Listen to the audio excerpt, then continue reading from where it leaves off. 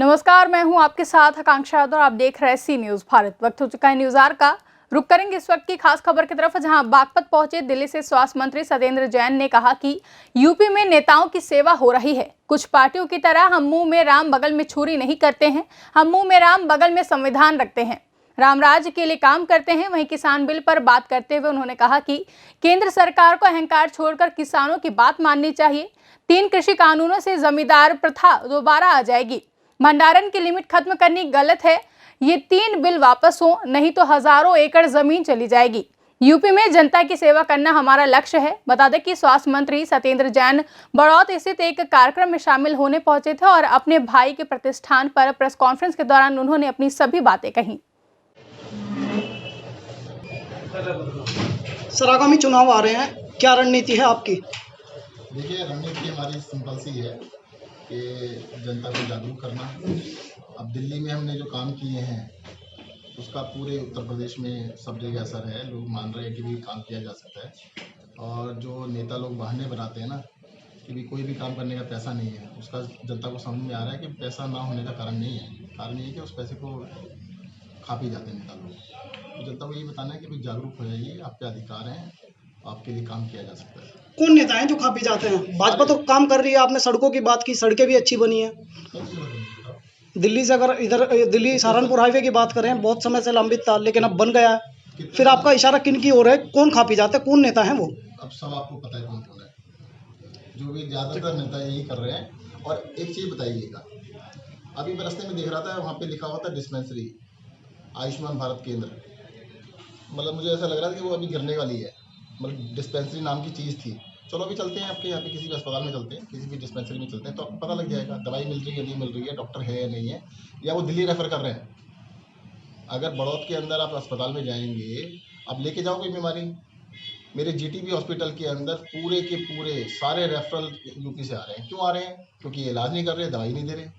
अगर पैर में फ्रैक्चर भी हो जाए ना, उसको भी रेफर कर देते हैं। और फिर आप कह रहे हैं कि बहुत अच्छा काम कर रहे हैं। अगर अच्छा काम कर रहे हैं तो रेफरल की जरूरत क्यों पड़ती? रेफरल की जरूरत इसलिए पड़ रही है कि काम नहीं कर रहे हैं।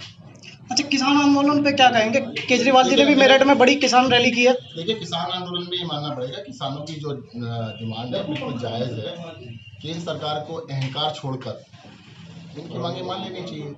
अब जो किसानों के लिए कानून बनाया, किसान कह रहे हैं हमें नहीं चाहिए, बीजेपी कह रही है हम देंगे। अरे यार, जिसको जरूरत नहीं है उसको तुम जबरदस्ती क्यों दे रहे हो? क्या तुम्हारे भले में है? किसानों को पता लग गया उनके भले में नहीं है, इसलिए वो मुझे विरोध कर रहे हैं। क्या खामियां महसूस हुई आपको? अब देखिए, सबसे पहले तो ये कि इसको कॉर्पोरेटाइजेशन कराने की बात हो रही है। किसान की जो ज़मीन है वो किसान से जाके अब वो सरमाएदारों के पास चली जाएगी। दोबारा से जमींदारी प्रथा एक तरह से आ जाएगी। बड़े बड़े कॉर्पोरेट्स हजारों एकड़ ज़मीन पर कब्जा कर लेंगे, तो किसान खत्म हो जाएगा एक तरह से। दूसरा, एमएसपी का कोई प्रावधान नहीं है, उसको कानूनी जमा पहनाने तैयार नहीं है।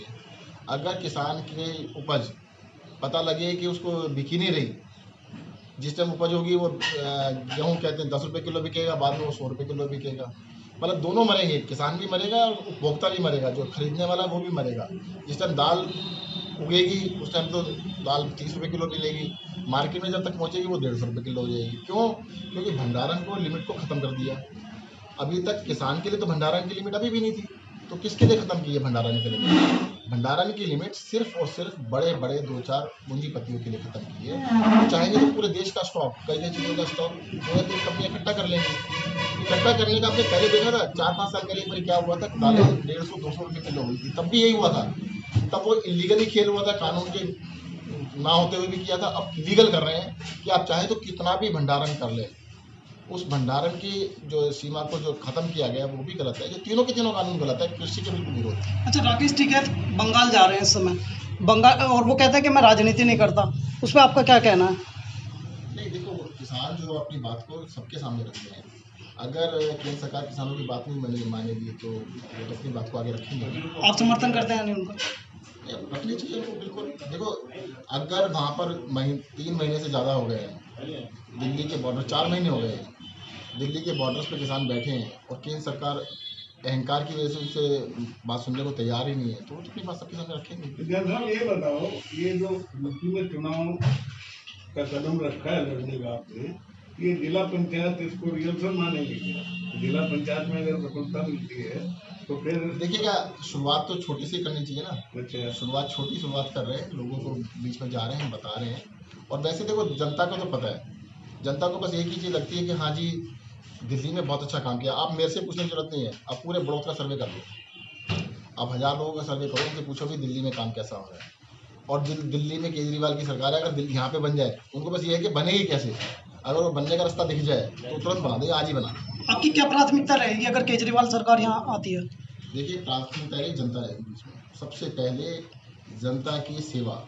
अभी तक नेताओं की सेवा हो रही है, जनता की सेवा। अब शिक्षा देख लो आप, अब शिक्षा के लिए यहाँ पर कोई खास सुविधा नहीं है, ना स्वास्थ्य के बारे में है, मतलब बेसिक मूलभूत सुविधाएं तक नहीं है। बिजली देख लीजिएगा, पानी देख लीजिएगा, मतलब कोई भी तो प्राथमिक सुविधाएं भी नहीं है। उन सबको देने की आवश्यकता है, सबका अधिकार।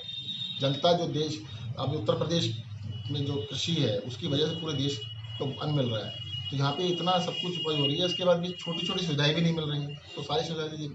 दिल्ली में केजरीवाल सरकार पे एक आरोप लगता रहा सांप्रदायिक। मथुरा से सी न्यूज संवाददाता इरशाद की रिपोर्ट। फिलहाल के लिए इतना ही। देश और दुनिया की तमाम बड़ी खबरों के लिए देखते रहें सी न्यूज भारत।